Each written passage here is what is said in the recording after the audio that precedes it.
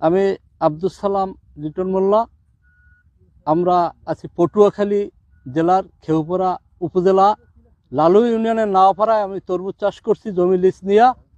এখানে আমরা 20 কানি জমিতে তরমুজ চাষ করছি। তার ভিতরে 8 কানির মতো আছে আস্থা। এই যে আস্থা, এটা একটা আগাম জাত।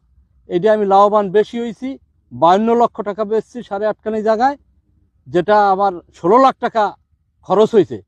আর সেখানে 1 কানি সমান 2 একর 66 শতাংশ।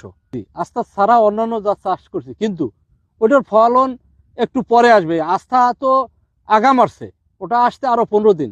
কাজে এই আস্থায় যে আমি লাভবান হয়েছি বিক্রিতে, এটা যে বাজার চাহিদা ওইটাই থাকবে না, কারণ ওটা আরো 15 দিন পর আসবে, তখন একটু দাম কম যাইবে, কারণ অন্যান্য চাষিগো ফসল তখন ব্যাপক হারে উঠতে থাকবে। আর আস্থাটা আগাম জাত, এইটা আমিও চাষ করব। আপনারা চাষি ভাইরা যারা আছে এটা চাষ করবেন। এটা রোগবালাই কম হয় এবং ফলের মান, তারপর কালার, ফলের স্বাদ সব কিছু মিলেইয়া এটা একটা ভালো জাত। এটার উপরে বর্তমান আগাম জাতের ভিতরে আর কোনো দেখি না।